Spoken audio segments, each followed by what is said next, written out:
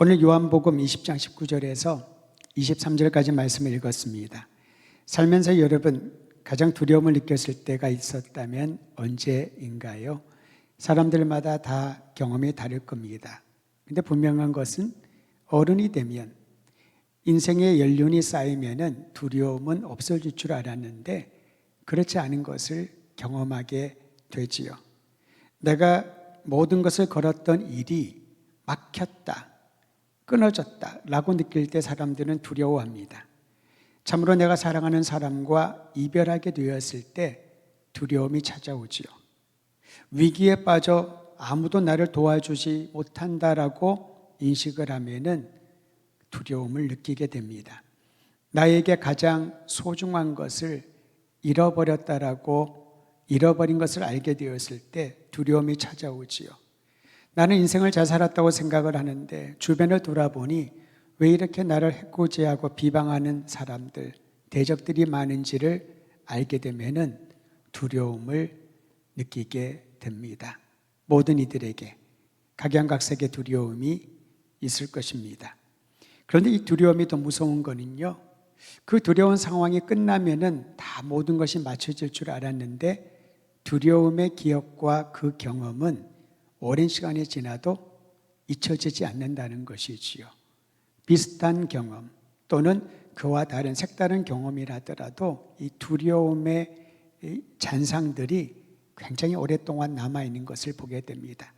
그러면 아무것도 하지 못할 지경에 이르겠지요. 예수님의 제자들에게 잊지 못할 두려움이 찾아왔습니다.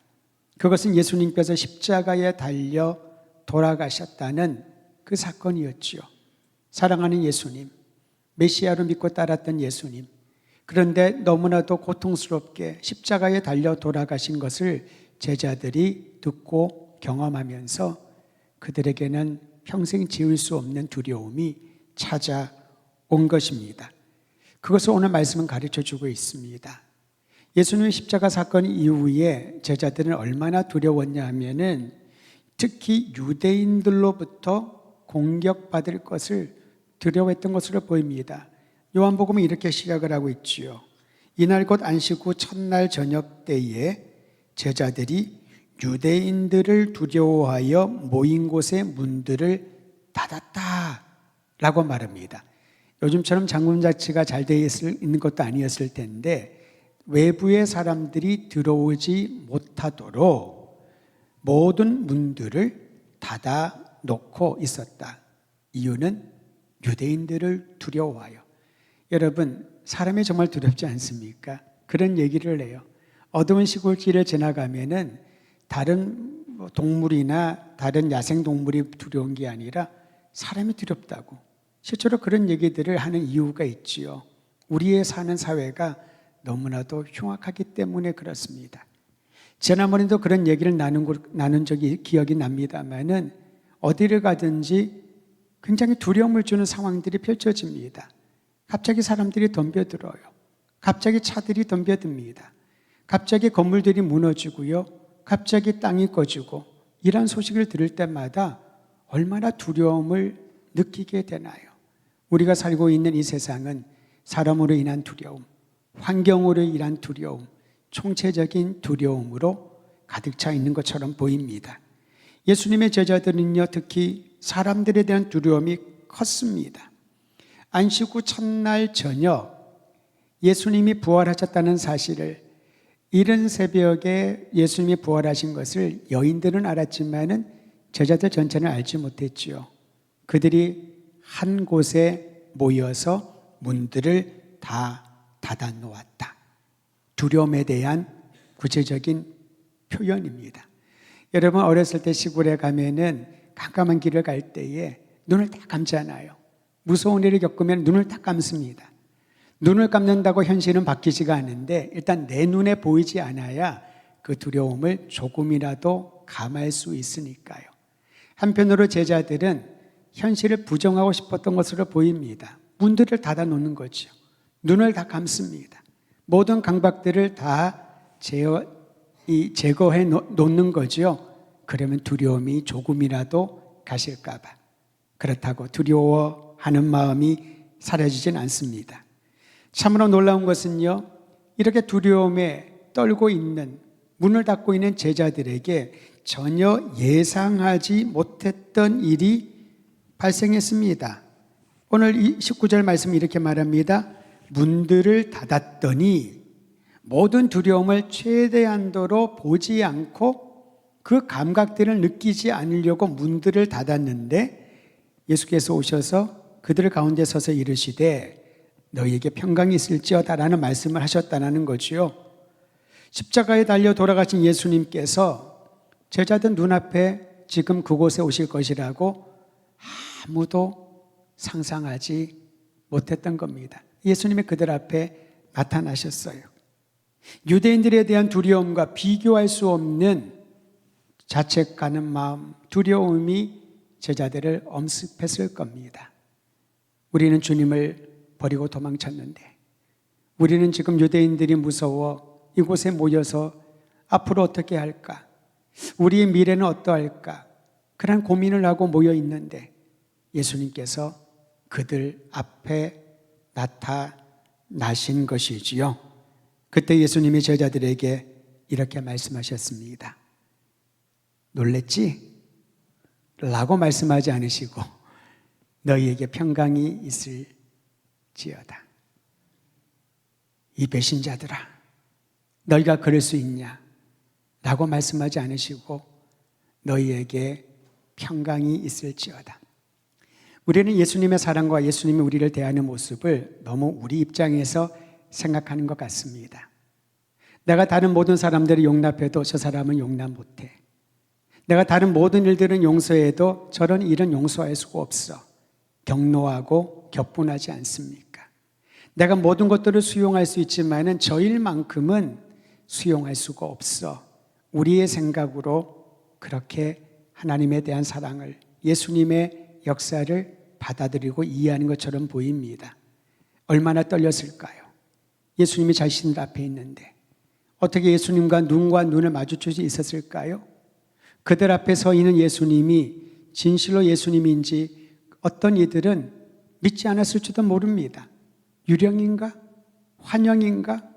우리가 지금 착각을 하고 있나? 그런 생각을 하는 이들도 분명히 있었을 것입니다. 그 두려움이 심해지면 사람들은 생각 밖의 상상을 하게 되어 있지요. 그런데 예수님께서는 제자들의 마음을 간파하셨습니다. 그들에게 가장 필요한 것은 두려움을 이길 수 있는 평강이었던 것이지요. 오늘 이 밤에 예배되는 모든 이들에게 동일하게 어떤 종류의 두려움이 있든 걱정이든 염려든 내 인생에 정말 위기라고 생각할 만큼 답답한 심령이 있다면 제자들에게 말씀하신 부활의 주님의 음성을 다시 한번 듣게 되기를 바랍니다. 너희에게 평강이 있을지어다. 샬롬의 인사입니다. 사실 이 샬롬의 인사, 평강이 있을지어다는 생소한 말은 아니었습니다. 유대인들에게는 일상의 그리고 한결같은 소망이 바로 샬롬의 인사였지요. 샬롬을 얘기를 합니다. 너무나도 힘들고 어려운 위기 자체가 삶이었던 곳에서 샬롬으로 인사하는 것은 최고의 예우이요 최고의 존경을 말하는 것이라고 할 수가 있죠. 우리에게도 샬롬과 거의 비슷한 뜻을 가진 말이 있습니다. 밤새 안녕하셨습니까? 밤새 무탈하셨습니까? 이게 바로 샬롬의 인사인 거지요.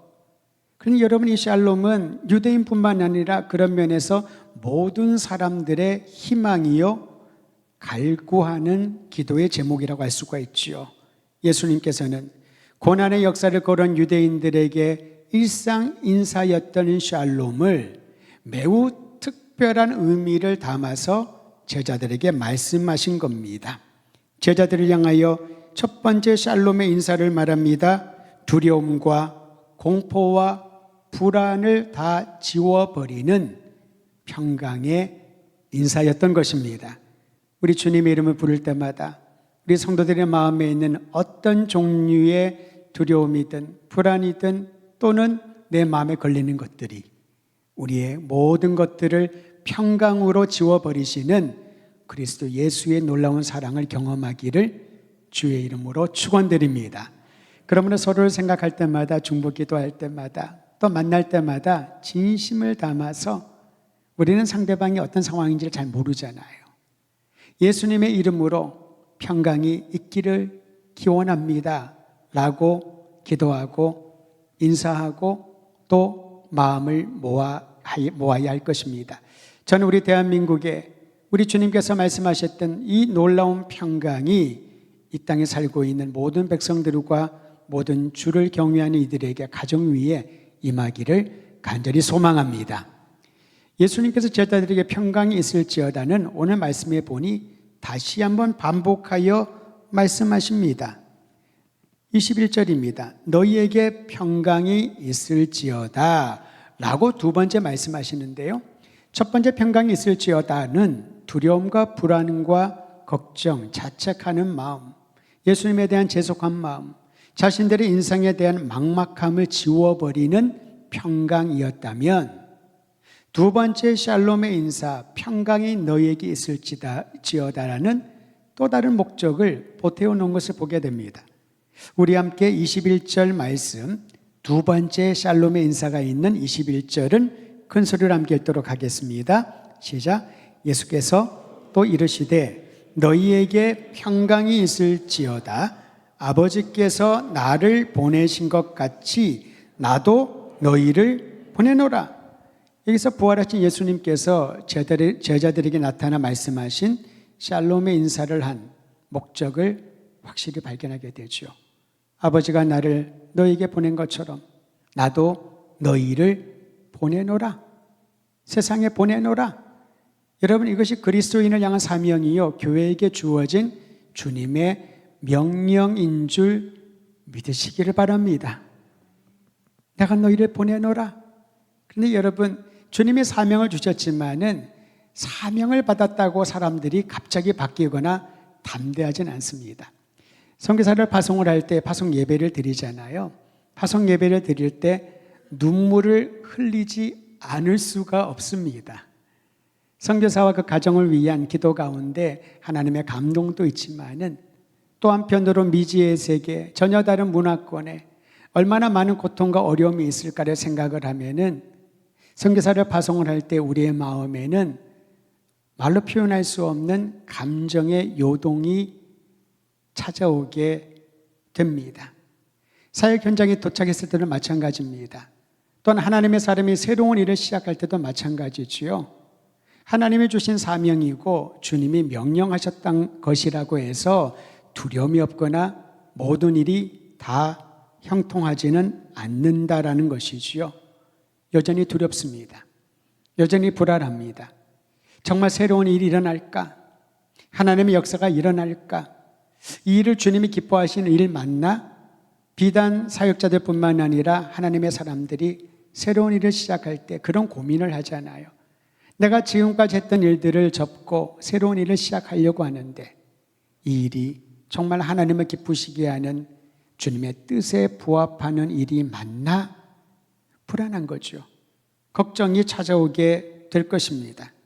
그러기 예수님께서는 그러한 제자들에게 내가 너희를 보내노라 라고 명하시면서 평강의 인사를, 평강을 더해 준다라고 약속해 주시는 거지요.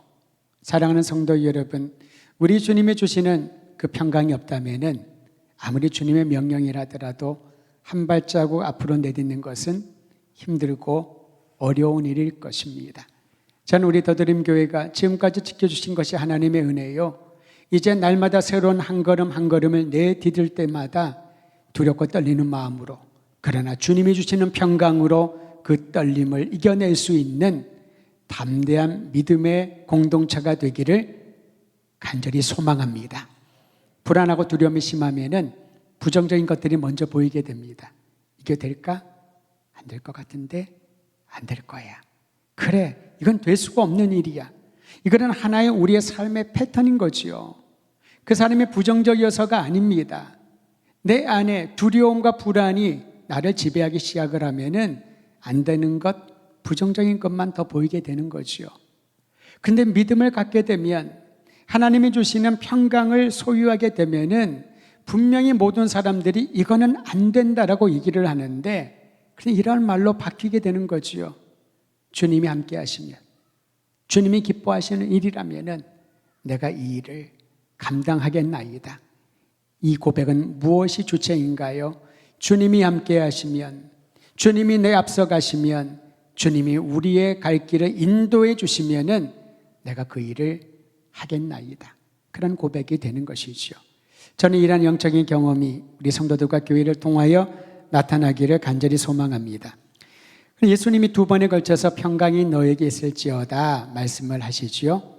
두려움과 불안과 염려를, 걱정을 제거하는 평강. 두 번째 평강은 주님이 주신 명령을 수행할 때에 닥치는 수많은 어려움들을 극복할 수 있는 평강의 약속입니다.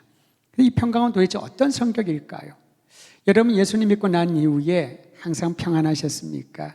항상 마음이 안정적인 건가요? 그렇지 않은 때는 많이 있잖아요. 예수님이 말씀하시는 평강은 편안하고 안정적인 분위기를 누린다는 것과는 좀 다릅니다. 부정적인 생각을 제거하고 긍정적이고 좋은 것만 생각한다고 해서 마음이 평안하지는 않습니다. 좋은 거 생각해라, 예쁜 거 말해라, 좋은 거 봐라, 그럼 모든 게 잘 될 것이야. 이것을 평강이라고 하지는 않습니다. 경제적인 염려가 없고 건강하고 부족한 것이 없다고 해서 그 상태를 평안하다라고 항상 말하기는 어렵습니다. 겉으로 보기에는 다 가진 것 같은데 그 사람이 갖고 있는 불안이 있지요. 겉으로 보기에는 행복한 것 같은데 남에게 말 못하는 불행이 분명히 그 안에 있습니다. 외형사고로는 저 사람만큼 산다면은 인생 잘 살았다고 생각할 텐데 실제로 그가 얘기하는 모든 부분을 보면은 참으로 기가 막힌 일들을 겪었던 고초의 흔적들이 있는 것을 보게 됩니다. 사랑하는 성도 여러분, 예수님께서 주시고자 하는 평강은 무엇일까요? 안정적이고 아무 문제 없고 모든 것들을 가진 그들에게 주어지는 평강이 아닙니다. 오늘 주님께서는 우리에게 자신의 평강을 주시겠다고 말합니다. 앞에 보면 요한복음 14장 27절에 이런 말씀이 기록되어 있습니다. 앞으로 6장만 넘기면 되니까 여러분 한번 찾아보실까요? 요한복음 14장 27절입니다. 찾으셨으면 우리 큰 소리로 온 교회가 함께 읽도록 하지요. 27절 말씀 같이 읽습니다. 시작.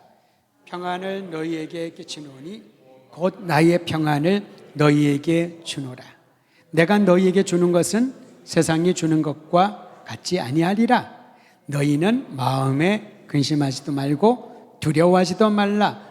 여러분, 27절 말씀은 크게 세 가지로 나누어 볼 필요가 있습니다. 첫 번째는 예수님께서 평강을 주시는데 이 평강을 나의 평강을 너희에게 주노라. 즉 예수님이 가지고 있는, 예수님이 품고 있는 그 평강을 주의 제자들에게, 우리에게 주신다는 거지요. 즉 그리스도 예수 안에 붙들림 바 된 자가 누리는 평강입니다. 대표적인 사람이 바울이었죠. 옥에 갇혀 있습니다. 옥에 갇혀 있는 사람이 쓴 편지라고는 도무지 납득이 되지 않을 만큼의 내용이 옥중서신으로 4권이 기록되어 있습니다. 엄청난 위기와 죽을 고비를 넘겼다는 사람이 쓴 글이라고 편지라고 보기 힘들 정도로 그는 옥중서신을 포함해서 많은 서신들을 써서 교회를 위로하고 잘못된 방향 가지 않도록 성도들을 교훈하고 양육하는 일에 힘을 쏟습니다. 특히 빌립보서 말씀은 우리가 그 주제를 알고 있죠. 주 안에서 기뻐하라. 내가 너에게 다시 말하노니 기뻐하라, 기뻐하라, 기뻐하라. 아무것도 염려하지 말아라.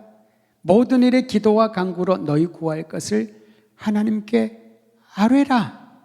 그러면 모든 지각에 뛰어난 하나님이 너희 생각과 마음을 지키시리라. 아니, 옥중에 지금 갇혀있는 사람이 그런 말을 할 처지가 아니잖아요. 그런데 그 말을 바울이 할 수 있었던 건 왜 그랬을까요? 예수님이 주시겠다는 예수님의 평강이 그의 삶을 지배했기 때문에 이게 바로 영적인 비밀이고 진정한 평강을 누리는 거지요. 예수님의 평강, 예수님에게 붙잡힌 바 된 이들에게만 주어질 수 있는, 경험할 수 있는 그 평강 말이죠.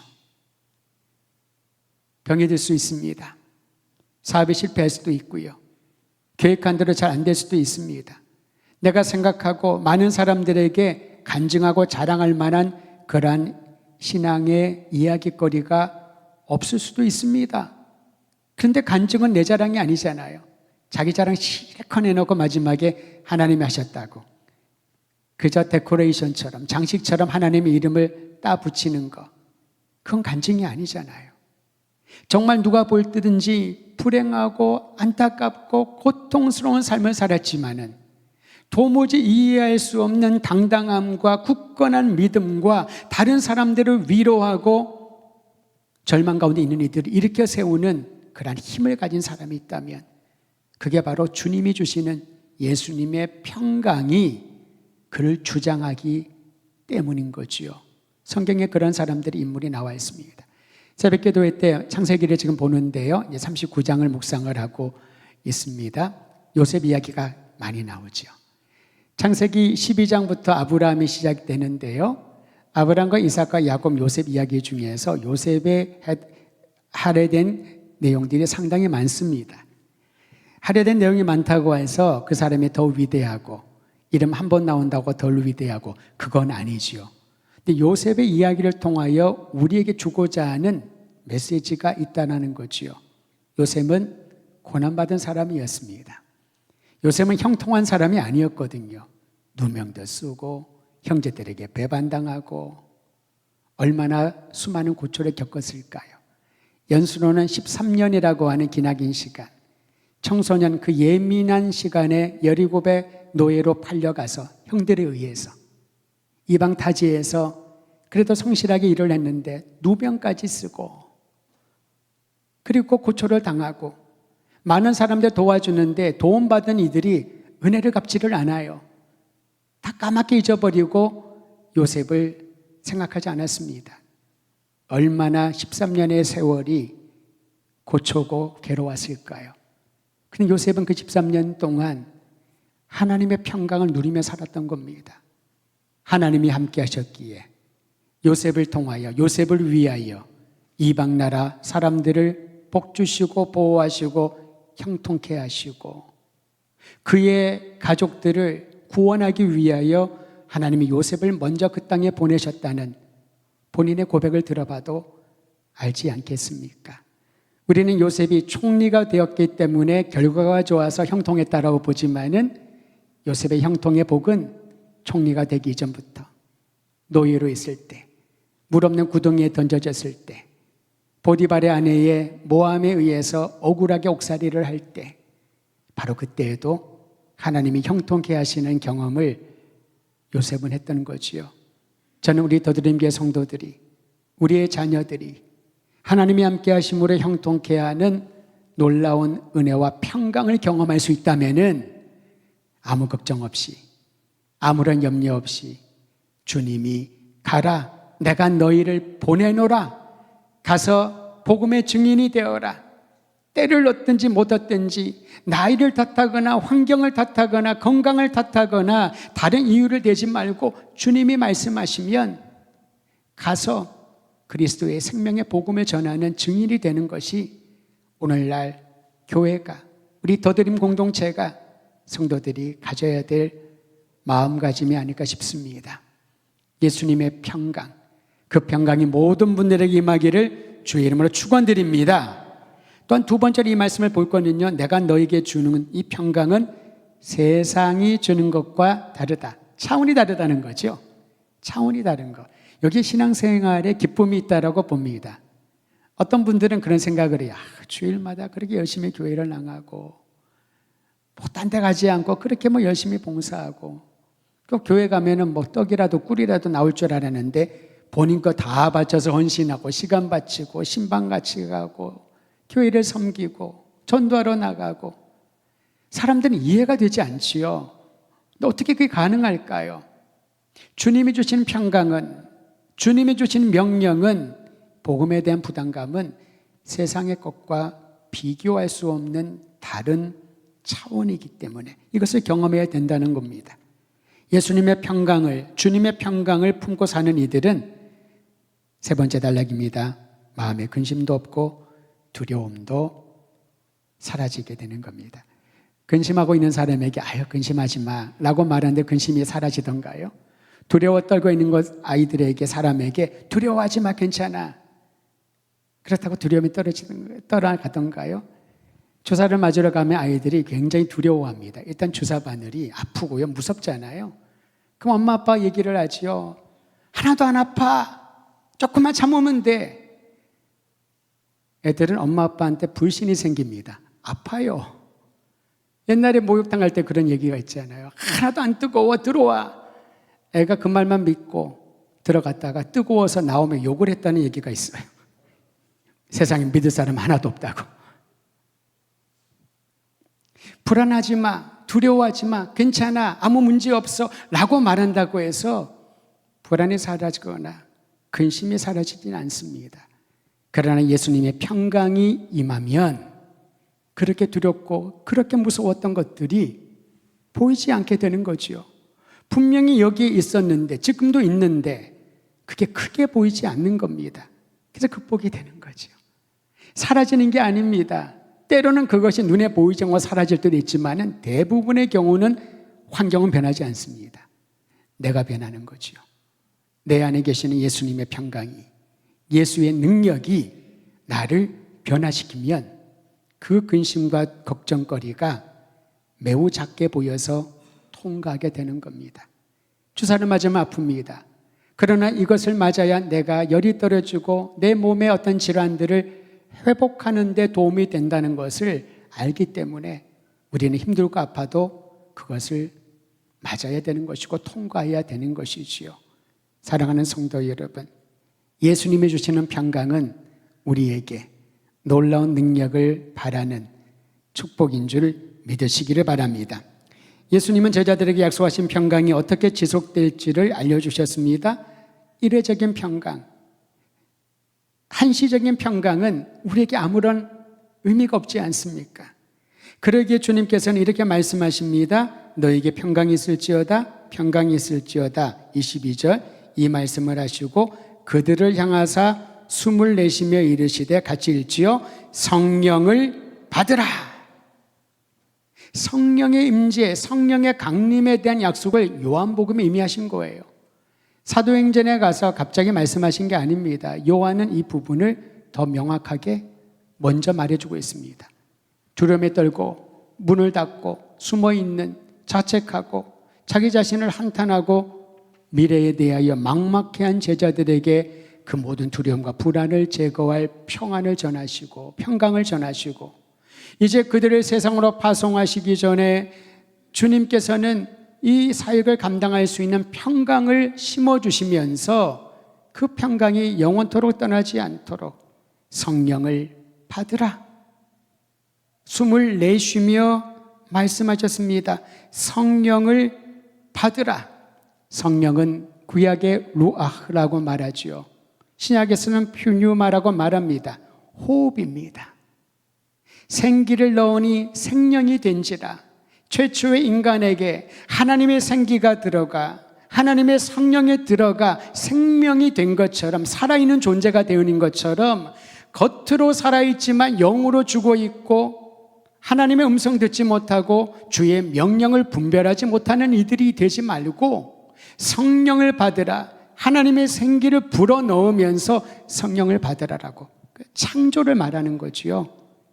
오늘 요한복음 20장은 재창조를 말합니다. 새로운 피조물로 재창조하는 하나님의 성령을 받으라.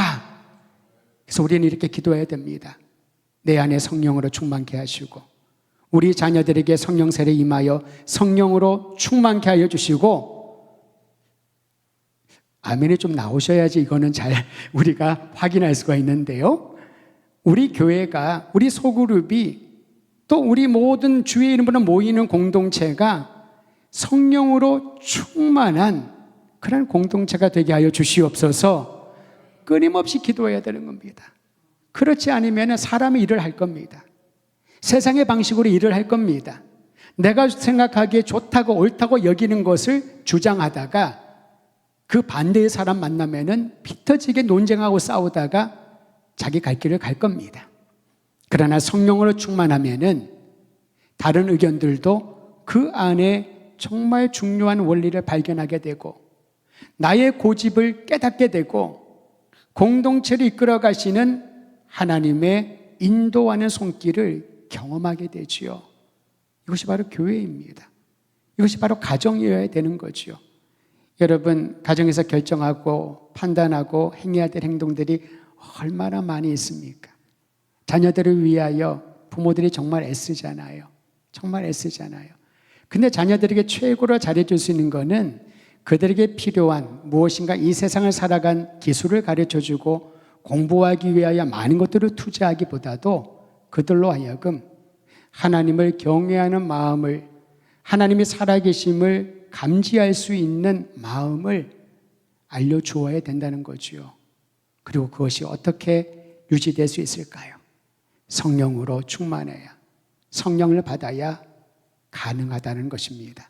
저는 오늘 이 밤에 우리 주님이 주시는 평강을 사모하며 두려워하는 이들에게 그 두려움과 근심 걱정을 지워버리는 평강, 주님이 우리에게 주신 사명, 가서 복음을 전하고 그리스도의 증인이 되라는 일을 할 때도 닥쳐올 수많은 어려움에 대한 두려움이 있잖아요.